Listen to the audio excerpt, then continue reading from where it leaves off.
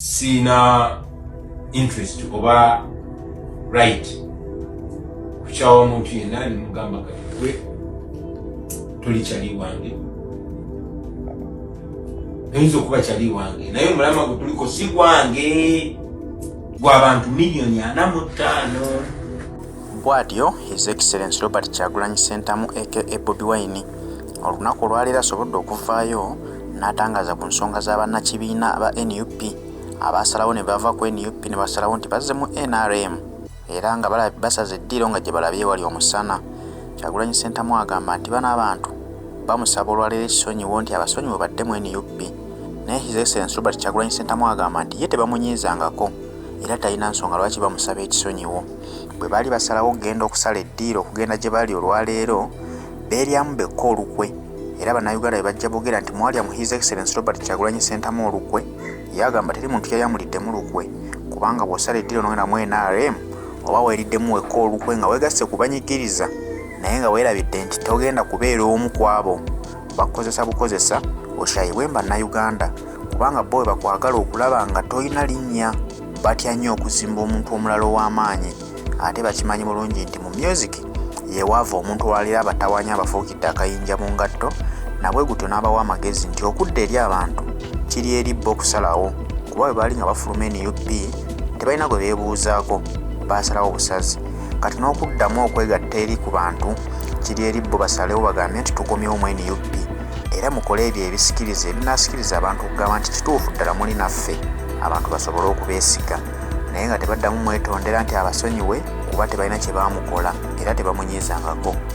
Amin Namulindo oyagala kuŋŋamba muve Uganda kubanga wali bulungi omwandi agadde enkyukakyuka naye bakozesa ffe bakozesa mmwe si gwe nti muli naye ŋŋamba mmwe ti balonjamu abamu ku ffe bamalemu bannaffe amaanyi bamale basuule eri naawe basiya bwe batyo bakola bakakoza mutale bwe batyo bakola ku bakitatta bwe batyo bali mu kukola bamala ne basuula eri abamu ne babatta muganda waffe isima kwichuli otegeera bamukozesa ne batemula bannayuganda yali face of murder, face of that massacre nga nabo abasajja abo baswala tebasobola kuvaayo kwogerera ttemu gye bakoze ku bannayuganda naye ne bakozesa isima n'avaayo ginaavaayo face ye kubanga bamuwadde obusente butonotono n'ayogera nga kanudde amaaso bw'ati nga justifying okutta baganda be ne bannyina be ne bataata be.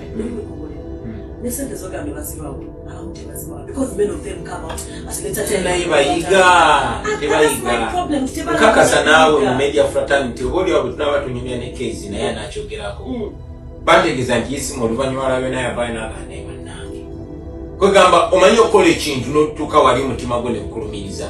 That's what they do.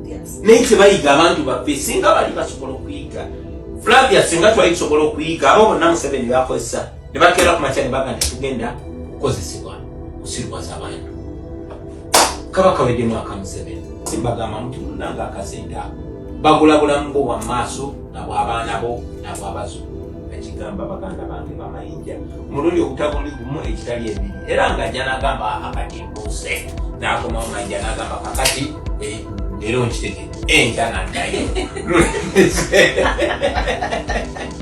buli omu aba ne breaking point ye kyensaba baganda bange nti breaking point yo yenekwano mugume mubeere resistant ebirungi biri mu maaso.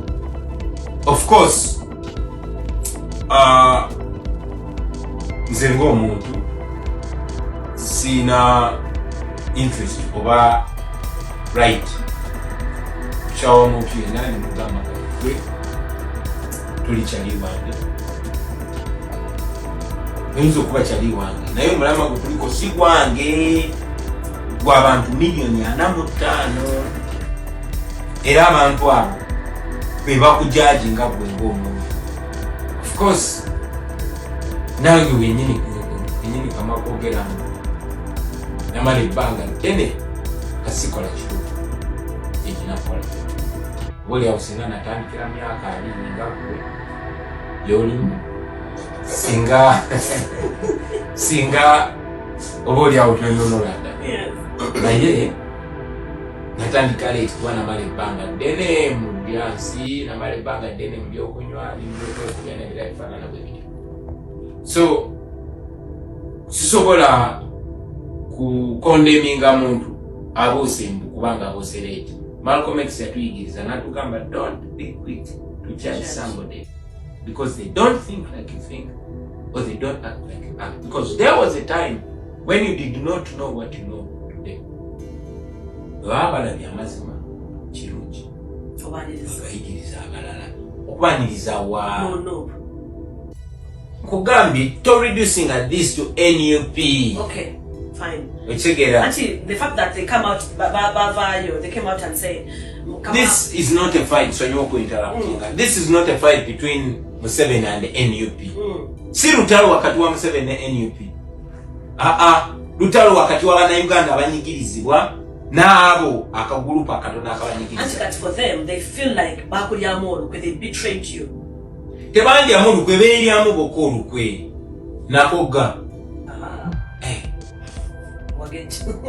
So my point is omuntu wotunda omwoyo gwoba wetunze obato tunze nze mbera happy ne bwemba afudde ngenda happy. Okay, gwe oba we betrays kuba betrays conscience yo bosasulwa sente nokole kintu ekikyamu ganawo kimanyi kikyamu nero kikola kubanga bakusasudde sente oba weeriddemu olukwe. Ebigambo bya His Excellency Robert Kyagulanyi Ssentamu the President tubiwulidde bulungi ku nsonga y'emu yennyini eyo ne Dr. Kwefulukuta avuddeyo n'alabula abantu bano ng'abagamba nti okuva mu NUP olwedde oba weeyawudde ku bantu kubanga muva mu NUP ne mugenda mu NRM kyokka naddala abayimbi be basinga okukozesa enkola eno nti abayimbi bwe mutuuka ekiseera nga musazeewo ne mwegatta ku NRM mugamba olwaliro nti NRM yeyawangula obuyinza era yeefuga. Lwaki bwe mweyawula ku NUP temuddamu kuteeka kivulu kyonna mu Uganda nga mwekwasa kimu mugamba nti abantu baatuuze era tebagenda kuddamu kujja mu bivulu byaffe? NRM gye mulimu mulaga nti yawangula kitegeeza yeesinga percentage ennene mu Uganda. Mutegeke ebivulu byammwe mugendeyo, abo percentage ennene eya Uganda yalonda Museveni bagenda kujja mu bivulu byammwe bijjule. Naye kikakasa obukakasa nti nammwe mugendayo nga mukimanyi nti kye muliko muli ku nsobi era n'omuntu gwe mutembeeta nti yewangula mukimanyi mukyogera mu nsobi nti tawangulangako olw'ensonga y'okuba nti sayidi eriko abantu abangi yenyigirizibwa gye babba akalulu. Kyova olaba nti ate bwe mubaddukako mwagala okwetonda mukomewo gye bali. Nabwe gutyo Dr. Kwefu abawadde amagezi nti okukomawo eri abantu si kizibu. Mumulangirire nti mukomyewo mu NUP mulage abantu nti ddala muli ku lwabwe. Awo nabo abantu bajja basonyiwa. Bwe muli abayimbi nti ku kitone kyammwe kwe mwalinga mulya abantu bala kuddamu bajja ebivulu byammwe nga babeesiga bamanyi nti ddala kituufu bano baasalawo ne bakomawo mu NUP. Anti n'akola obubi ne yenenya amala n'asonyiyibwa. Nammwe mwenenyeza bannayuganda ne babasonyiwa mugenda kuddamu mufune emirembe mu ggwanga erya Uganda. Yeko is really demand you're coming back to Nupo to people. Actually, when you come back to Nupo, you're coming back to people.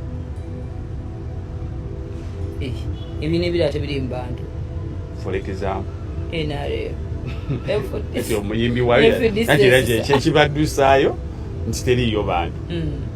Era waliwo omuntu minisita omugwenda alinjogera naye nangamba abayimbi aba bayingira NRM batulabisa nti akalulu twabakabbe.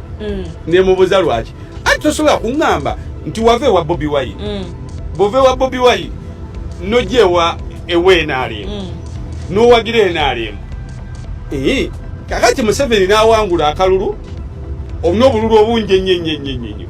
Bwali n'omugamba nti Museveni abantu batulemesa okuyimba obanga mugamba nti akalulu yabbakabbe bali abamu akalulu baganya batya gwe obayimbire. NRM bwe baye yasinga obululu n'obuwagizi mu ggwanga lyonna. Lwaki mayinja baba bakugoba ku stage abawagizi be NRM abangi abandi bade bakol oli waabwe. Lwaki bigayi baba bakugoba abaana abo lwaki batulowozesa nti akalulu twabbakabbe kati logikale n'ekitunula mulingamba wamma NRM bwe baye yawangula akalulu segeza abawagizi abayimbi bayi NRM tandibadde tubasapoti mu kamalo kamasi ne bonna ogenda okwetula nga tebalina ebayimba. No nalinga abakulira bw'amala okuyimba Serena n'ombuuza extra ziri luddawa kasitava ku Serena ddaka nga yeeba. Si yaliga yabakulira ngo wayiroza nti alozera n'okwa ku bucupa wayiroza nti olwalivudde mu Serena ne yeetooloola ngeri gyali muyimbi wa Museveni.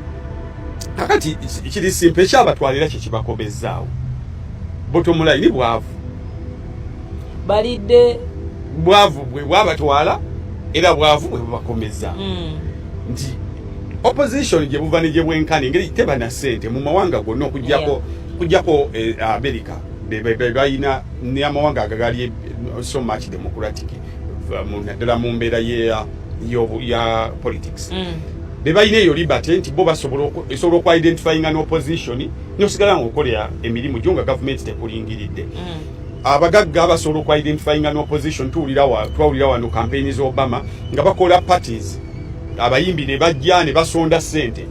Actually it is the public to give the opposition side nabawaayo ssente zibayambeko mu campaign gundi awaddeyo ne gundi fundraising bazikola kati ekyo oyinza okwesanga opposition ezo zezokka zirina ku ssente ne opposition z'omu Africa era ojogende ku press tavuganya na mugagga omwavu tavuganya na mugagga ye bogenda mu press conferences ebibiina press conference n'ogenda mu ebibiina DP biki anti baba n'obupapulo bwa green buno simanya bakwokyeyo green 10 ezeze ebibiina ebirala byezeze waliwo n'ebinnyonnyola obunnyonnyozi kakati tewali people publicly say it oyagala gagga wala wagira opposition okitegedde so kakati kitwala muntu omugagga ku mutima nga mugagga mu birowoozo nga mugagga basically nga basiramu bagamba nga yatawakkala ye muntu asobola okubeera ku opposition mu Africa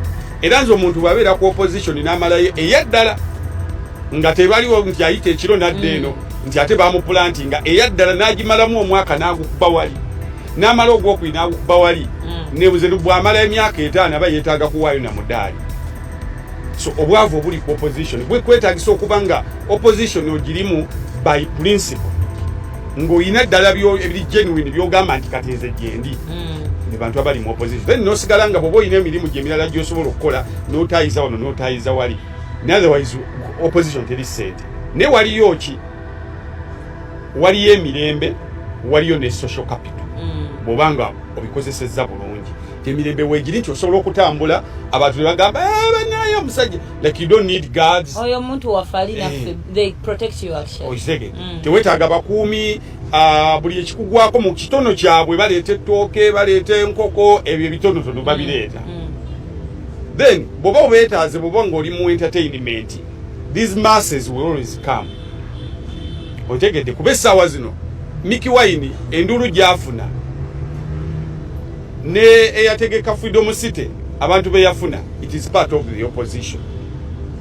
buli identifyinga nabo nibo bategekera ekintu ekijja mu ssente zaabwe mutwalo ebintu ebyo they can come ontegedde kakati buli lw'oyavuwala mu mutima n'oyavuwala ng'ensawo already eyavuwadde n'oyavuwala mu mutima of position oba ogenda kugivaamu so kakati abo bonna tiimu eyo kasa yavuwala mu mutima ng'ate ne mu nsawo kannamunsawo kumwali temuli ne basalawo ne basala ne bagenda nga balemeddwa okukozesa social capital because there are very many artists abali ku opposition nga bakozesa social capital oyo mu diaspora eyo ne bakozesayo bulungi ng'asobola okufulumamu n'ogenda n'oyimba n'odda ontegedde baku bino bebagamba ne bakuwagira mu llo baku ne bagamba H.E Bobi Wine afuna ssente z'abaddona ebyo byonna biri mu hiyase because wano you cannot kuteekako evidence nti afuna ssente bwezi sima afuna akawumbi sima afuna bwezi ebyo biri mu hiyase asobola okuba nga afunayo because yakozesa bulungi social capital we n'atapinga mu organizations ez'enjawulo n'atapinga mu bantu basekinoomu abamuwa under the carpet kakati bamayinja ne bannaabwe bwe baali mu okumanya ekyo ne baagala bakwate omuzindo ogwawamu ne bagenda abamu baazifuna ssente zimu baazifuna n'engeri eri nti gavumenti yaffe ffenna tuli mu mbeera y'emu ne bakuwa miliyoni 4 you cannot invest that money here in Uganda okujjako ng'ogenze mu bino oliyo estate n'ozimba mayumba bikyebe naye bw'otandika zino business simaze akagwirawo you can't